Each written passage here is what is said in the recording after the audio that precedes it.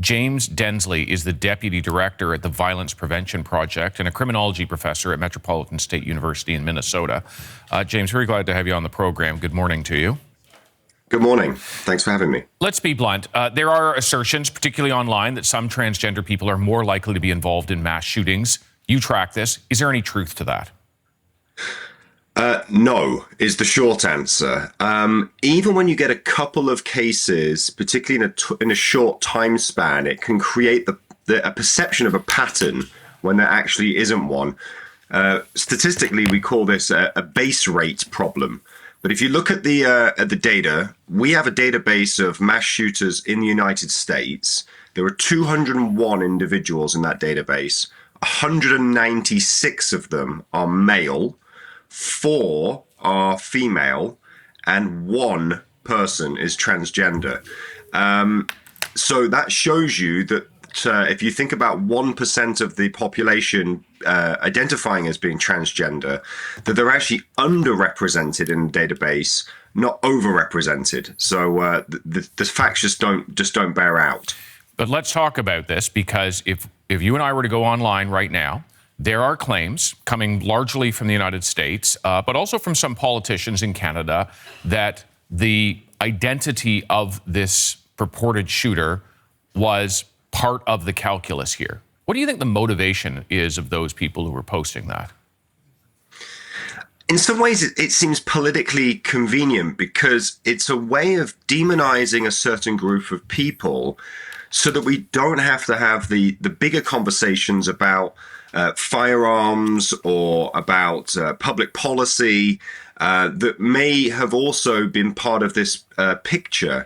So what you often find is we focus on the remarkable aspects of a crime simply because they are remarkable. But when a man perpetrates a mass shooting, we don't talk about gender then because it's just normal.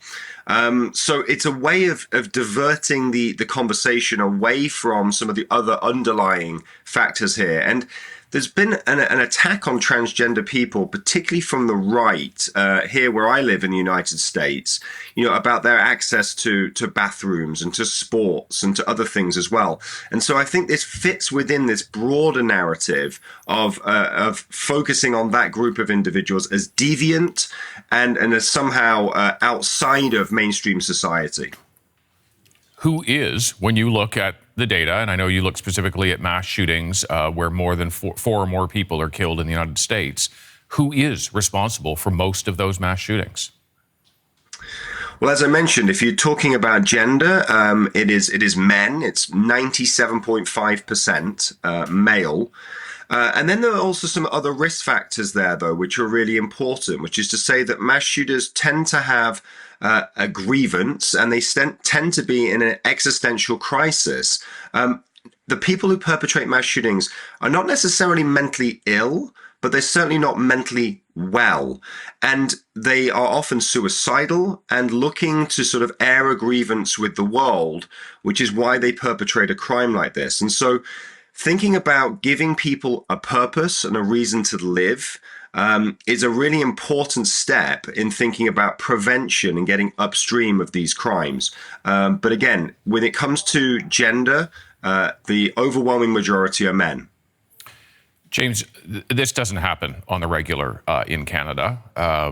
And so there are reverberations across this country. People are trying to understand it, trying to explain what's happened, trying to make their anger and sorrow make some kind of sense. You've looked at this from an academic perspective. What are the things we need to be mindful of right now? We often see a common pathway for individuals that perpetrate this type of crime. And one of the things that I'm very curious about is whether or not this particular shooter was at all radicalized online, or at least was part of what is known as the true crime community, which is a place where previous mass shooters have been heroized and celebrated and worshipped. And there's this sort of copycat phenomena with this crime that I think we do need to be mindful of, and thinking about how do we protect our young people on the internet from those exposures that could be potentially harmful. So that's one area that I would be very interested looking at. And then, of course, there is the question around access to firearms. How did this person get access to firearms, particularly if they had a history of mental health challenges where there had been police involvement previously? So those are some of the areas, I think, over the next few days as we learn more about this case, that I feel like could be important for prevention upstream.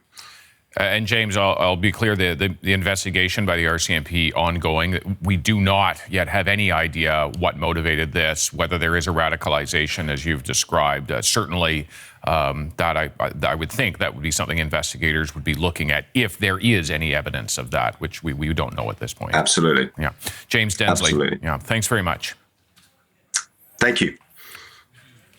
James and I were speaking a lot about the misinformation spreading about transgender people in the wake of this shooting. We have an article about it on the CBC News website. A lot of people reading it right now. You can also check it out on the CBC News app.